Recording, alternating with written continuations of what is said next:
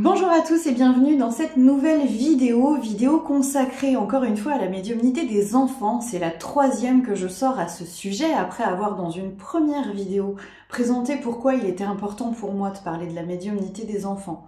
Puis dans une seconde, présenter les différentes possibilités qu'il y a pour l'enfant de ressentir, de percevoir, de rentrer en lien avec l'invisible. Je viens aujourd'hui vous présenter les différentes sources.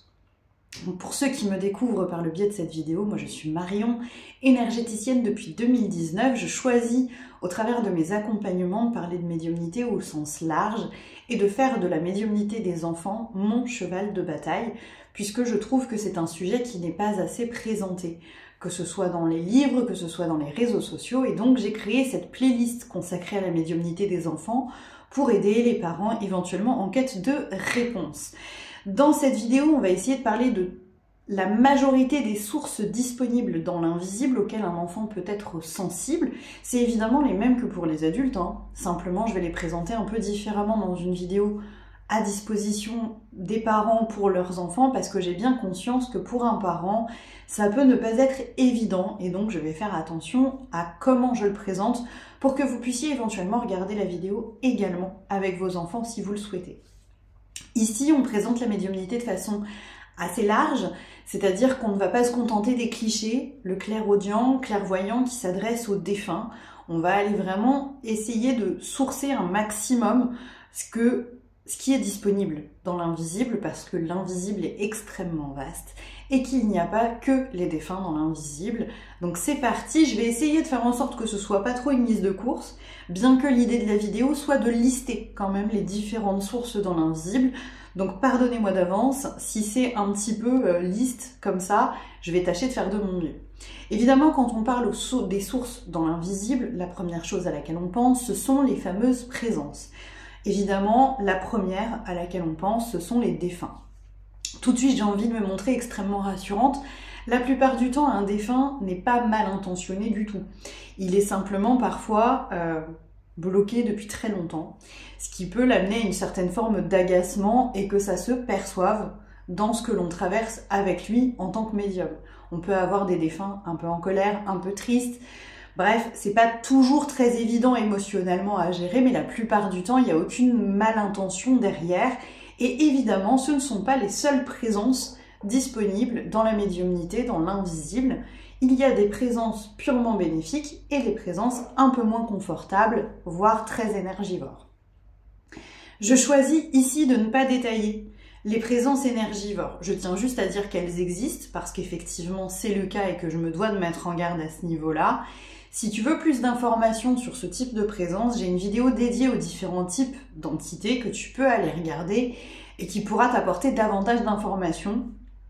Mais comme je l'ai dit, je vais faire attention puisqu'on est quand même sur une vidéo à destination de papa et de maman d'enfants et que je sais que ça peut avoir un vrai impact émotionnel. Pour ce qui concerne les présences bienveillantes, il y en a de multiples. Il y a des guides, il y a des présences purement accompagnatrices, on peut les appeler guides, anges en fonction des croyances de chacun. Et évidemment, je ne suis pas là pour imposer les miennes. Toutefois, c'est important pour l'enfant, en lien avec des présences, d'apprendre à faire la différence entre des présences positives, neutres ou avec un impact plutôt inconfortable, voire négatif, afin de savoir quelle est la posture à adopter derrière. Est-ce qu'on demande à la présence de nous quitter ou est-ce que justement on va pouvoir se confier à elle et obtenir d'elle une forme de soutien qu'on n'obtiendrait pas forcément de la part des vivants, puisque un guide, un ange qui choisit d'être auprès de ton enfant est vraiment là pour l'accompagner. Évidemment, dans l'invisible, il n'y a pas du tout que les présences. Il y a évidemment des multitudes d'autres possibilités et je vais parler tout d'abord de choses très concrètes auxquelles, normalement, un humain n'est pas censé avoir accès. Quelqu'un qui développe ses extrasens ou un enfant très en lien avec ses extrasens peut avoir accès à des choses qui font part de l'intime des autres personnes autour d'elle. Il peut avoir des informations quant à leur état émotionnel. C'est ce qu'on appelle l'empathie. La vraie empathie, les enfants éponges émotionnelles, attrapent les émotions des autres autour d'eux et deviennent sensibles à elles, les ressentent comme si elles étaient les leurs, les perçoivent, les voient. Et donc, c'est déjà de la médiumnité, puisqu'en fait, normalement, une émotion, sauf si l'autre choisit de nous la montrer, elle n'est pas forcément décelable par un petit humain lambda qui n'est pas en lien avec ses extrasens. Il y a aussi dans ce domaine-là le domaine des pensées, du mental, qui peuvent être perceptibles par certains enfants. Je sais que tu penses à, ou j'ai l'impression que tu penses à. Et donc, il va être en lien avec ce qui se passe dans votre tête, alors qu'il n'est pas censé y avoir accès normalement. Ou encore, des enfants qui vont être capables de se lier à votre corps physique et ressentir vos inconforts, vos douleurs, etc. Soit de voir qu'il y a quelque chose qui ne va pas grâce à des capacités de clairvoyance, soit de ressentir dans leur propre corps vos inconforts à vous. Ça, pour moi, c'est déjà de la médiumnité, puisque, on est bien d'accord, normalement, c'est ultra intime, sauf si vous le dites, si vous partagez avec l'autre votre état mental, émotionnel ou physique, l'enfant n'est pas censé le savoir. Un enfant médium peut avoir accès à ce genre d'informations, et c'est assez décontenançant. D'autres enfants vont être des voyageurs du temps. Certains enfants ont la possibilité de percevoir passé, présent et futur sans vraiment d'explications qui paraissent évidentes comme ça. Il y a une multitude de témoignages d'enfants qui auraient annoncé des grossesses qui allaient arriver, ou qui allaient annoncer des décès qui allaient arriver dans la famille, ou encore une multitude de témoignages d'enfants qui parlent de leur vie antérieure. Tu sais, quand on était dans notre autre maison avec mon autre maman, etc., etc. Je vais pas détailler, c'est sûr que ça fait super bizarre, mais l'espace-temps est l'une des sources dans l'invisible où les enfants peuvent venir, évidemment, faire des petits coucous. Autre possibilité de voyage pour les enfants, ce sont les fameux voyages dans l'astral. L'astral, ça vient du mot astre, donc c'est vraiment la capacité à quitter son enveloppe corporelle pour aller voyager. Pardon, je tourne cette vidéo un petit peu malade.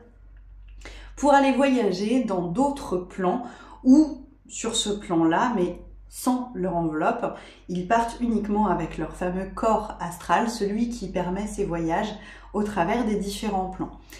Ce genre de voyage, ça peut être assez difficile à distinguer du rêve notamment, quand l'enfant dit que il est parti se balader cette nuit dans son rêve. Ça peut être assez difficile à identifier qu'est-ce qui tient du rêve, qu'est-ce qui tient de l'astral. Et j'essaierai peut-être de vous faire des vidéos un peu plus étendues. Si ça vous intéresse, je guetterai les commentaires. Mais c'est évidemment l'une des sources dans l'invisible auquel l'enfant peut aller se connecter. Enfin, il y a tout ce qui est fluctuation énergétique. Les enfants qui vont percevoir les centres énergétiques des personnes autour d'eux, donc les corps énergétiques avec les chakras, les circulations énergétiques au sein des personnes autour d'eux ou de leurs propres fluctuations énergétiques, comme les fluctuations énergétiques au sein des lieux. Il y a des enfants qui vont avoir des capacités comme un géobiologue, comme un sourcier pour percevoir ce qui énergétiquement convient ou ne convient pas. Ça c'est pareil, c'est quelque chose qui peut être assez difficile à déceler, mais ça peut se déceler chez un enfant qui choisit comment il veut orienter son lit, qui te dit non je veux pas le mettre là je sens qu'il y a quelque chose qui me gêne, ou je vois quelque chose qui me gêne, du coup je préfère m'installer autrement. Voilà en gros le maximum de sources assez évidentes au sein de l'invisible. Évidemment, si ton enfant faisait référence à quelque chose que je n'aurais pas cité dans cette vidéo et que tu as envie de me poser la question, n'hésite jamais à m'envoyer ici sous la vidéo un petit commentaire ou à me contacter en privé. Je vous rappelle que mon Linktree est en bio de la chaîne pour accéder à mes réseaux sociaux, mon site internet, mon numéro de téléphone. Si vous avez des questions, je sais à quel point c'est parfois très inconfortable en tant que papa, en tant que maman, d'accompagner ses enfants au travers de l'invisible sans que ce soit trop compliqué à gérer. Donc n'hésitez jamais à venir me solliciter si vous avez une question, je ferai mon maximum pour y répondre. N'oubliez pas qu'ici je cite un maximum de sources. Chacune de ces sources peut être ultra bénéfique comme très inconfortable. Un enfant qui fait des voyages astraux que dans des plans super élevés et super chouettes, ça ne posera la plupart du temps aucun problème et ça passera même plutôt inaperçu. Un enfant qui est en pâte, mais dans un environnement émotionnel assez stable, où tout le monde à la maison gère plutôt bien ses émotions, c'est pas très compliqué à gérer.